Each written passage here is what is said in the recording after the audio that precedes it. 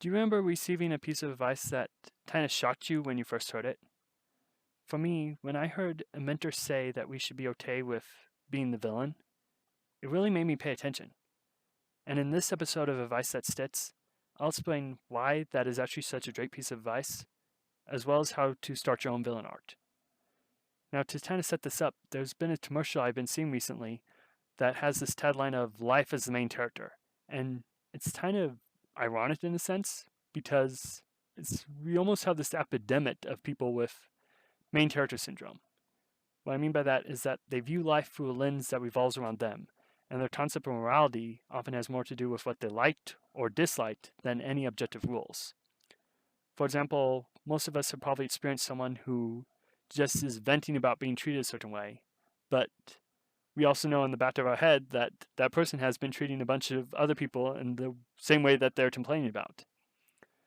For kind of like a TV show reference or whatever, it would be like if the main character, if they have an affair, then it's like treated as justified and right, or they have their reasons for doing it. But then if their love interest would have an affair, then that's treated as horrible and wrong because why would they do that to the main character?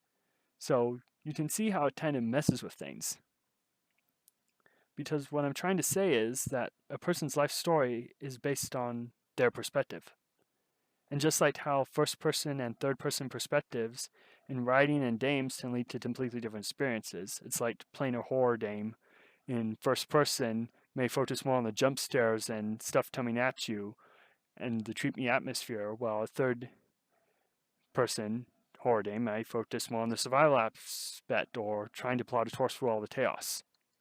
So in that case, it made sense how each of us have our own life stories and how we tell them would be very different from others. So when I say being okay with being the villain, my understanding of it is that we need to be okay with being seen as the villain. To try and make this into story terms, most stories have a protagonist and an antagonist.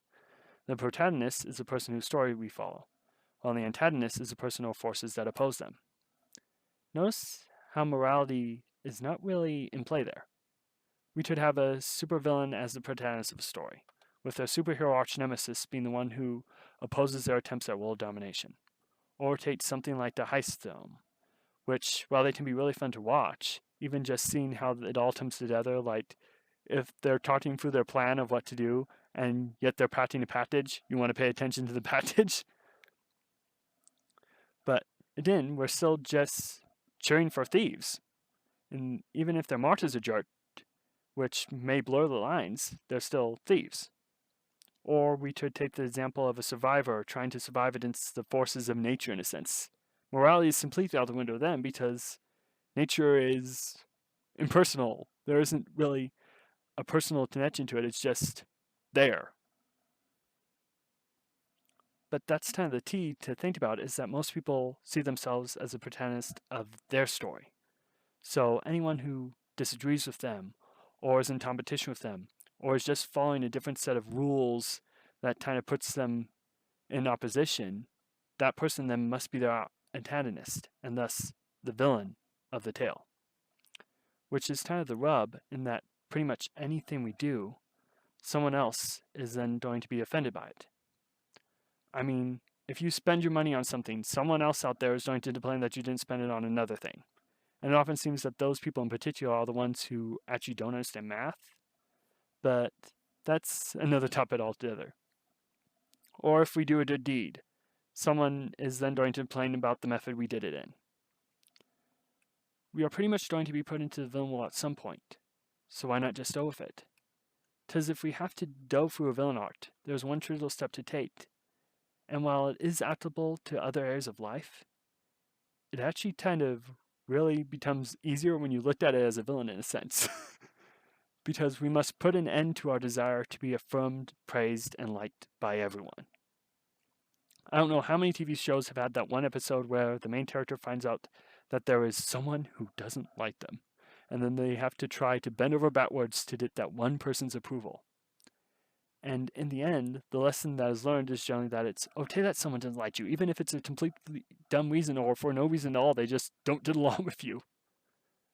And even if you try to convince them, you may have to become someone you aren't in order to obtain that one person's praise. Definitely seems that more than a few people miss those episodes, though, which is often why we need to take that first step and put an end to that desire to be liked or admired or whatever it is. Because we can't please everyone. It's impossible. It's like trying to decide on dinner at times. It's like everybody wants a different thing. So it's either like running all of town and taking extra time and effort to did it all, or you say, okay, you put this time, you put the next time, or we'll just decide on one thing, make an executive decision. So the important thing is to focus on goals and do the best we can. I mean, even just something as simple as treating others as you would like to be treated. It's something that we hear about as children, but it's like, how many of us actually live by that? It's just kind of interesting to think about. And if someone decides to make us the villain of their story, fine. There's 8 billion other people out there. And besides, just because they bestowed us the title of arch nemesis in their head, their impact on us may amount to no more than a footnote. Of course, this is just my perspective on the advice I was given, but what do you think about it? Feel free to share in the comments below, and let's get this session going. Anyway, I'm Jonah. You've been watching Lions Made Media, where we talked about stories and what they teach us about life, and also what life can teach us about telling stories and so forth. So, talk to you later, and have a great rest of your day.